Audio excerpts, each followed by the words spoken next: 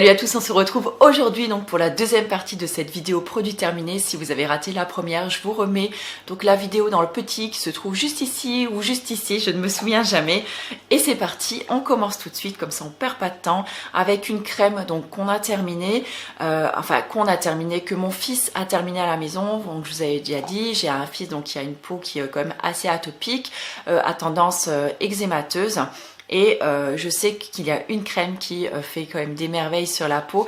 C'est la crème donc de la marque Pure Aloe. Donc c'est la crème réparatrice qui est composée à 70% donc, de gel d'aloe vera. Donc qui est en plus bio-équitable.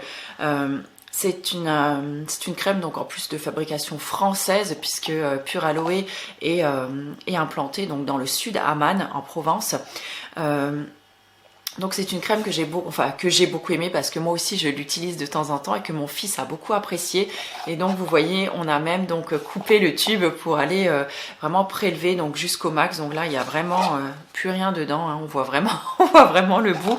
On l'a gratté entièrement. C'est une crème qu'on a beaucoup appréciée à la maison. Si vous avez en plus donc la peau du corps par exemple qui est très sèche, elle fera des merveilles.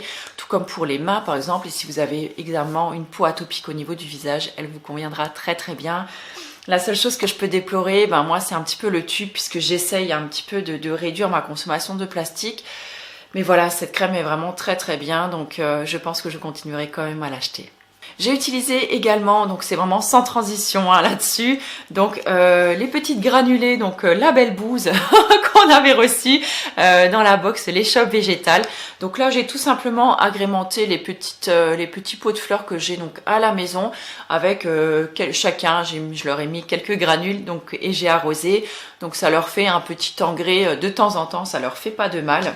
Et j'ai rajouté ensuite un petit peu de terreau également donc dessus les plantes d'intérieur, ça leur fait toujours du bien d'avoir de temps en temps un petit coup de pouce.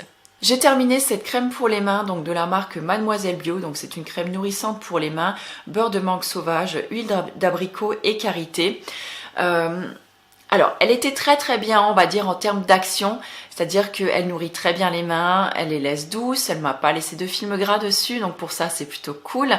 Par contre, j'ai pas du tout aimé l'odeur, je trouvais que c'était une odeur un petit peu de pêche ou d'abricot, un petit peu trop chimique à mon goût. Et donc je l'ai utilisé le soir et c'est vrai que le soir j'aime pas trop ce qui sent un petit peu comme ça.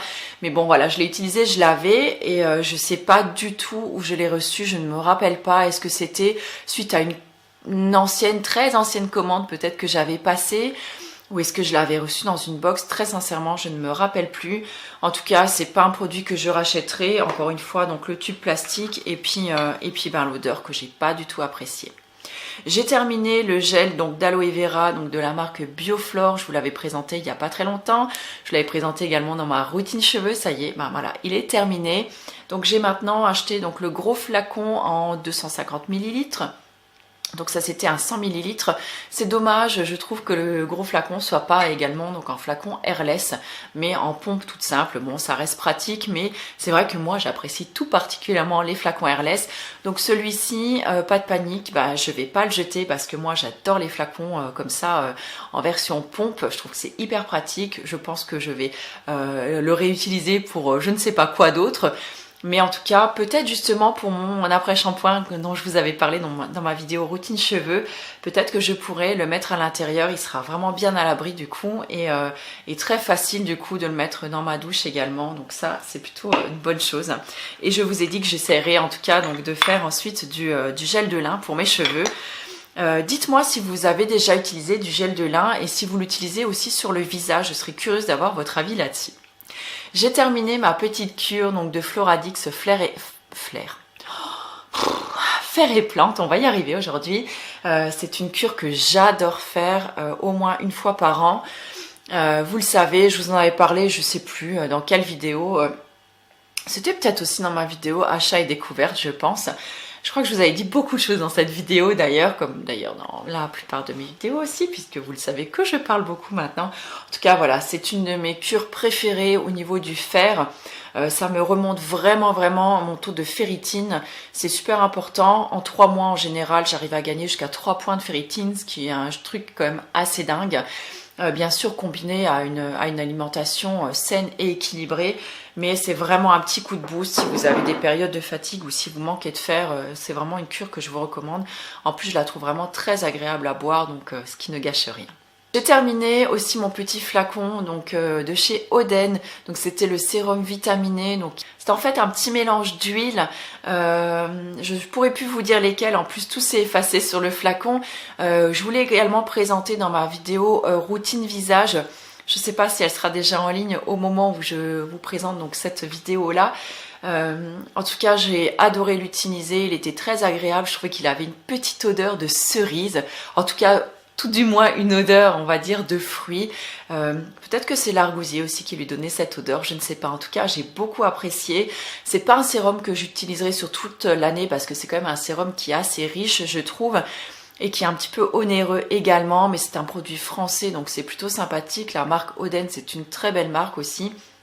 Donc là c'était un tout petit flacon, mais je trouve que c'est bien de l'utiliser en cure. Et là j'ai trouvé intéressant vraiment de l'utiliser en cure au moment de la transition, on va dire, entre la fin de l'hiver et le début du printemps.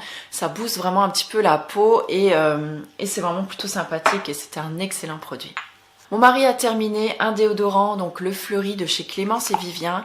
Je me rappelle pas si je vous l'avais déjà présenté dans une vidéo ou pas, parce que des fois il m'arrive en fait de garder certains produits et ensuite de laisser le packaging tout simplement dans le sac, parce que je sais que je vais le réutiliser. Alors je me rappelle pas si je vous l'avais présenté. Donc là, c'est mon mari qui l'avait utilisé tout simplement parce que moi, j'utilise le déo que je fabrique moi-même et il me convient très très bien. Mais là, je l'avais donc je ne le voulais pas le gâcher. Mon mari l'a trouvé très agréable à utiliser. Il n'a eu aucun souci d'irritation, de transpiration ou d'odeur de transpiration. Donc celui-ci était au géranium rosa et au palmarosa, donc très très efficace comme huile essentielle, ces deux huiles essentielles là. Voilà, je ne peux rien vous dire de plus, à part que je ne le rachèterai pas, puisque je vous dis, moi je fais mon déodorant moi-même et il nous convient à tous les deux très très bien.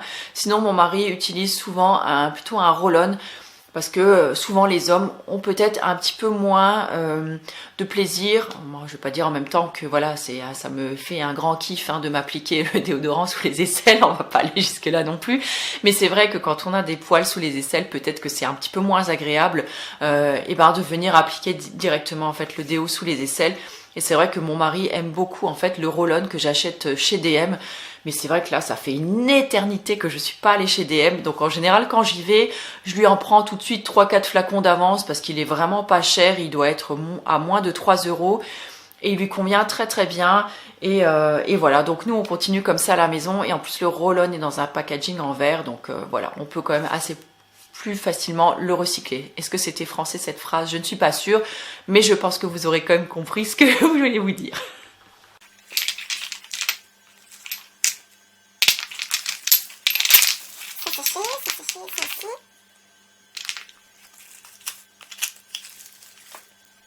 Je termine avec deux produits. Donc l'un d'eux c'est une huile essentielle donc de thym, donc on appelle le thym vulgaire, donc à thujanol ou thujanol, je ne sais jamais comment ça se prononce tout ça. Donc ça se présente comme ça, c'était celui de la marque Pranarome. Et au passage, je voudrais dire un grand merci à Didier si tu passes par là, puisque je sais que tu regardes mes vidéos, qui m'a indiqué qu'il y avait sur le marché donc près de nous un monsieur qui vendait en fait des huiles essentielles et qu'elles étaient de très très bonne qualité. Donc je vais aller quêter ça cette semaine ou la semaine prochaine. Donc je vais aller voir et donc je suis tout à fait ravie si je peux trouver des huiles essentielles de qualité près de chez moi plutôt que de les acheter en pharmacie. Donc ça c'est plutôt cool. Il paraît en plus il a une huile essentielle d'Immortel d'une super qualité à une concentration vraiment top top top. Donc je vais aller voir ça, je vous en reparlerai si effectivement c'est le cas et je vous montrerai ce que j'ai pris. Et voilà, en tout cas le thym c'est vraiment un essentiel, je vous l'avais présenté il me semble dans ma vidéo, peut-être ça devait être celle où je vous parlais des huiles essentielles pour me soigner. Je vous la remettrai dans le petit qui est juste là, ainsi que dans l'article relié, comme je le fais à chaque fois, n'est-ce pas? Et voilà, j'espère que ces précisions vous aideront. Et je termine donc avec un savon donc de la savonnerie Flo. Donc je vous l'avais présenté déjà donc dans mes produits terminés. C'est difficile aujourd'hui le lundi, c'est dur de filmer.